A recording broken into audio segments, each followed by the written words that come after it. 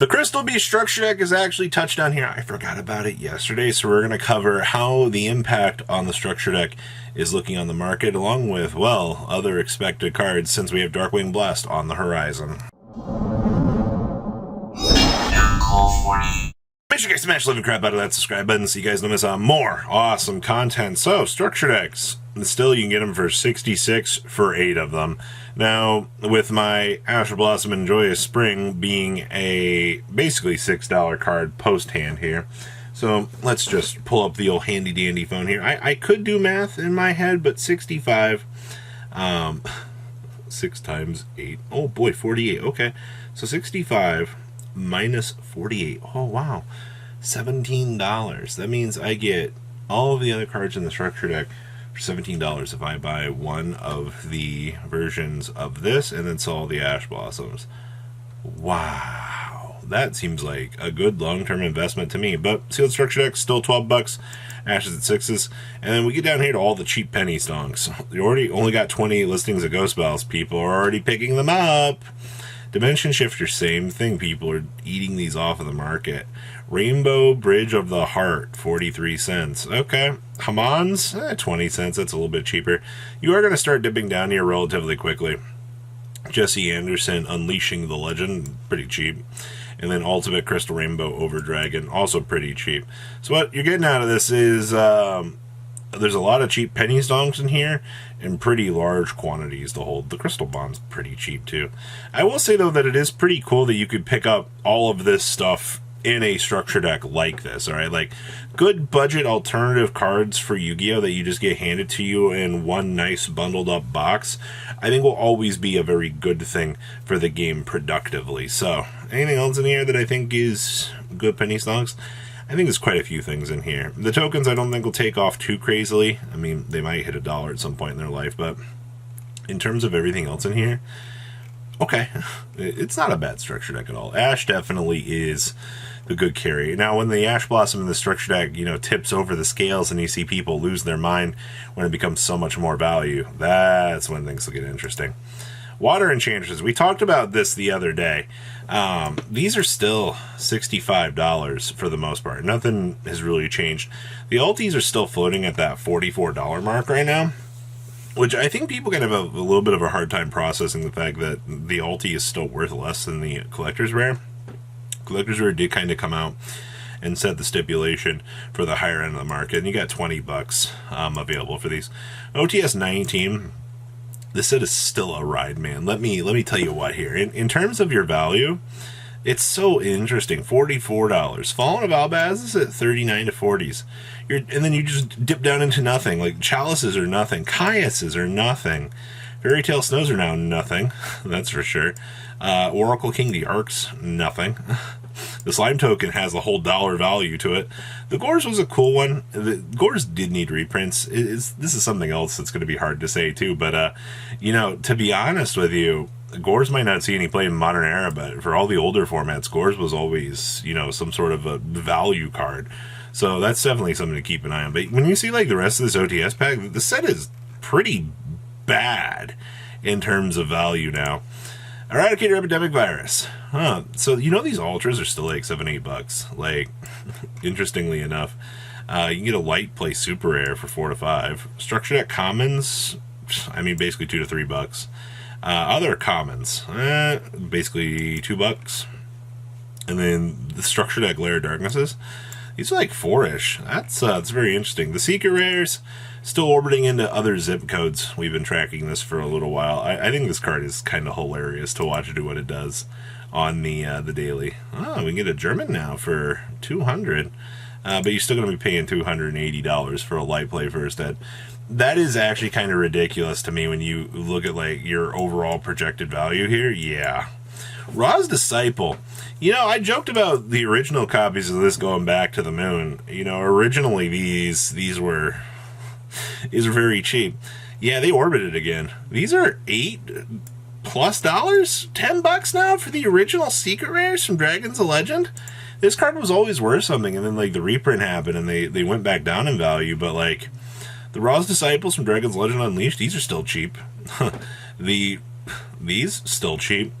Like all the other reprints of this card that it's gotten throughout the years, they did good keeping it in check, but the original value for the first print of this shot right back up. I'm genuinely not surprised about that, honestly.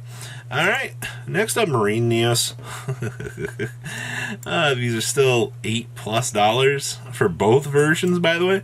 I also like the fact that the common from Legendary Collection cost more than the rare from Tactical Evolution down here. Like, what? Come on, guys. You're doing some weird things on your market today. Trickstar Lilybells. I must have missed this somewhere along the way, but these are a lot of money right now, man. These $15 on up to $20. I understand that, like, now that Light Stage has been freed from the clutches of the ban list, that people are now looking at this card and go, well, it is a level 2. It says, if added from the deck to the hand, I can special summon it. Okay, so I can Trickstar Light Stage, add this, and then I get the benefits of Light Stage and the ability to interrupt a spell and trap card. So, that's pretty good, right? Well, it appears so, man. The market is eating this up whole.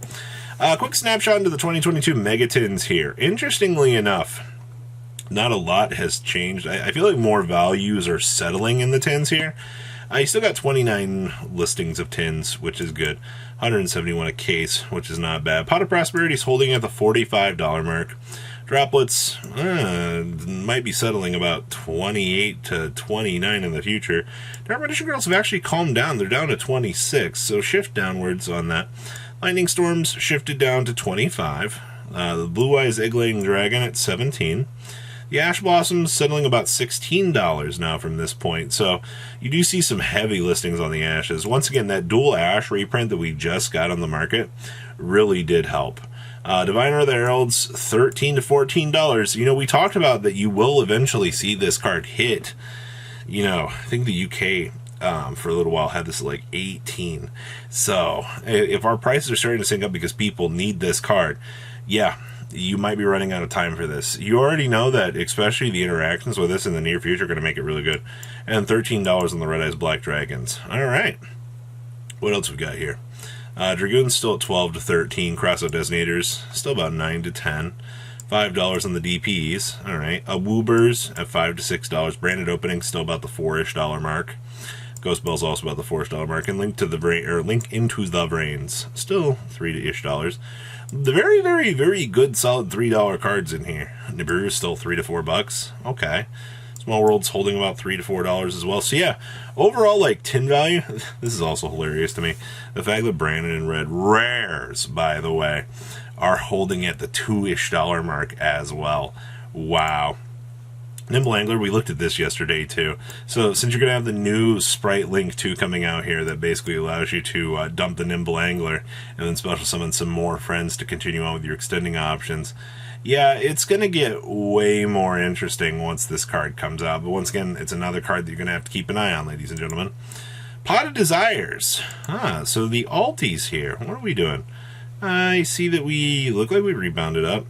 85, 87, 87. Okay, so alties still holding about 88s. The collectors are... I don't even want to click this.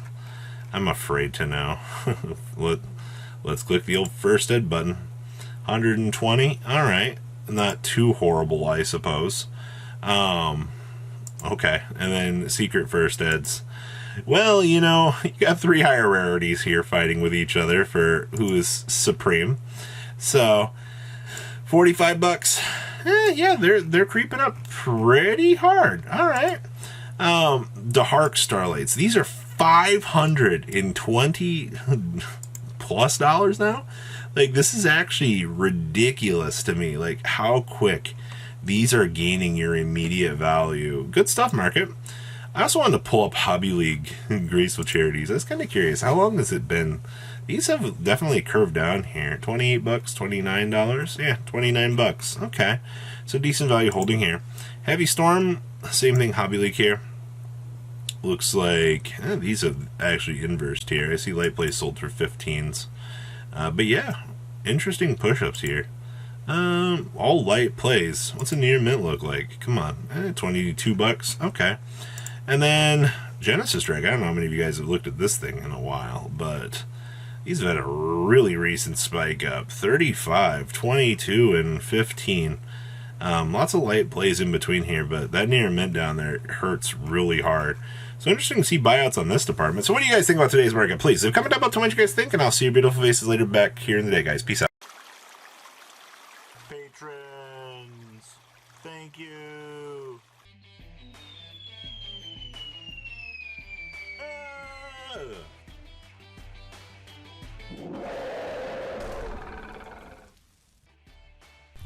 Thank you so much for watching. Check out these other videos.